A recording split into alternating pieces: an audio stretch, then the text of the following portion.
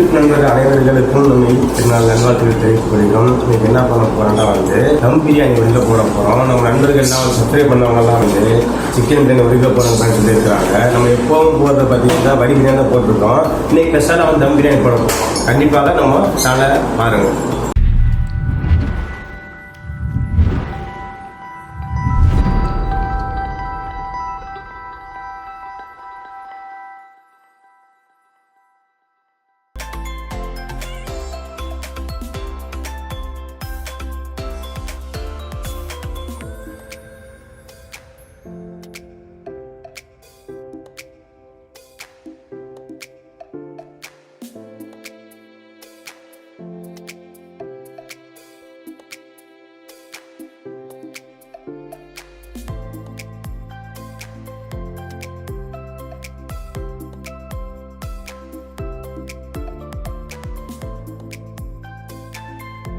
இப்போ எல்லாமே ரெடியாக இருக்குது. நம்ம 1 கிலோ தம் பிரியாணி சேர்த்துக்கு ஆரம்பிச்சிடலாம்.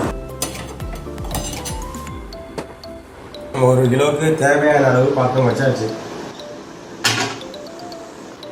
இப்போ நம்ம 200 கிராம் ஆயில் ஊற்றிக்கிடலாம். எண்ணெய் நல்லா சூடு வந்துருச்சு. இப்போ நம்ம ஏலக்காய், பட்டை, லவங்கம் போட்டுக்கலாம்.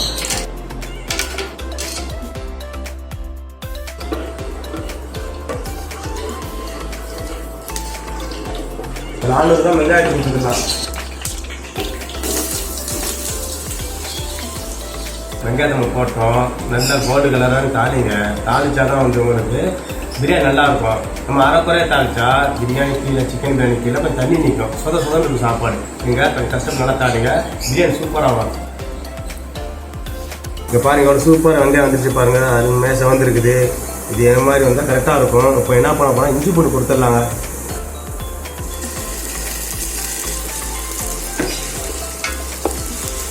கஷ்டமே படாதீங்க. வீட்டில் லேடிஸு, ஜென்ஸு எல்லாம் ஈஸியாக பிரியாணி செய்யலாங்க. நம்ம பிரியாணியை பார்த்தீங்கன்னா போதுங்க, கண்டிப்பாக செய்யலாம். நம்ம போடுற 1 கிலோ தம் பிரியாணியை 6 பேர் சாப்பிடலாம். திருப்பி 6 பேர் சாப்பிடலாம்.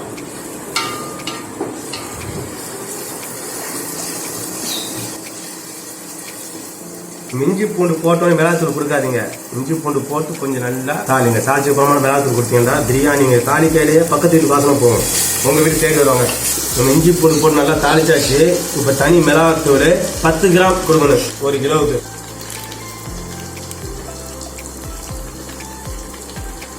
பத்து கிராம் மிளகாத்தூள் கொடுத்துட்டோம்.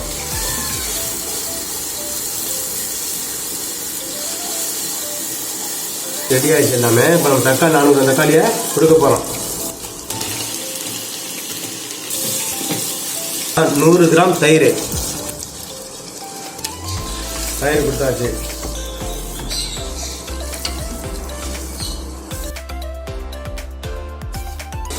இந்த அளவு உப்பு கொடுங்க. 1 கிலோவுக்கு கரெக்டாக இருக்கும். உப்பு கொடுத்துட்டோம். அடுத்தது கொல்லாமணி கொடுத்துடலாம்.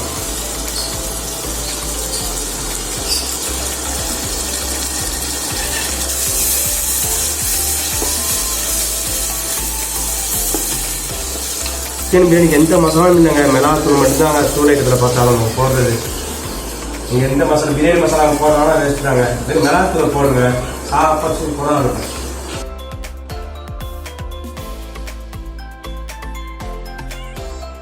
மசாலா தாளிச்சுட்டு இதில் சிக்கன் கொடுத்துருங்களேன், சூப்பராக இருக்கும். நல்லா உப்பு காரம் சிக்கனில் இதில் கொடுத்துடலாம். சிக்கனை கொடுத்துடலாம்.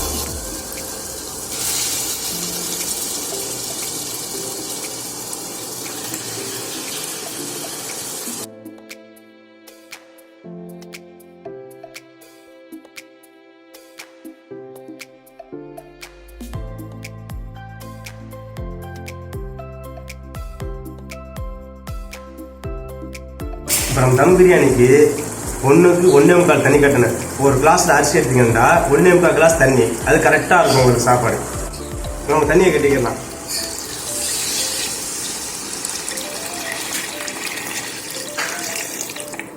இப்போ நம்ம தண்ணி கட்டியாச்சு. நம்ம மூடியை போட்டுடலாம். நம்ம கொதி வர நேரத்தில் என்ன பண்ண போகிறோம்னா அரிசி எடுத்து விட்டுடலாம். அப்போ கரெக்டாக இருக்கும்.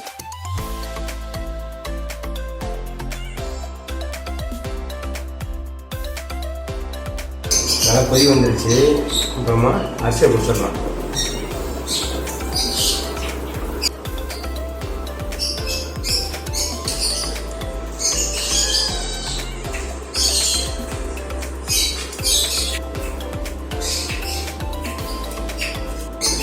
அரிசியை கொஞ்சம் அரை மணி நேரத்துக்கு நல்லா ஊற வைங்க. எவ்வளோ கிலோ ஊறுதோ அவ்வளோ கூட சாப்பிடணும் நெஞ்சு கிடைக்குங்க. அரை மணி நேரம் நல்லா ஊற வச்சுருங்க அரிசியை.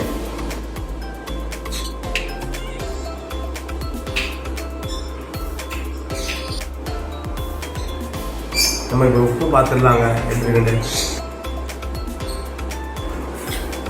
கரெக்டாக இருக்குது, சூப்பராக இருக்குது. நீங்களும் இதில் செய்யுங்க.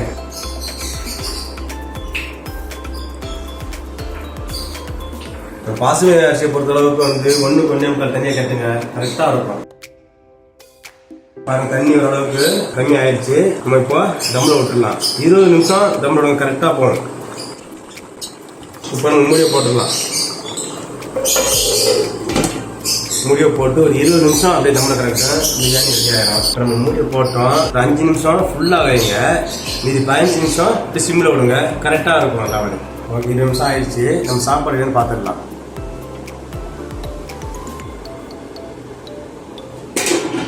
சூப்பராக வந்துருக்கோம். சாப்பாடு அருமையாக இருக்குது.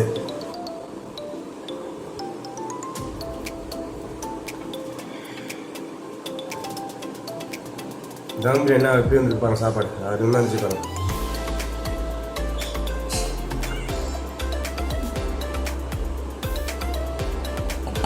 சப்ஸ்கிரைபர்லாம் ஆசைப்பட்ட மாதிரி சூப்பராக வந்துருக்கு பிரியாணி. நீங்களும் இதை செய்யுங்க, அருமையாக இருக்கும் பிரியாணி.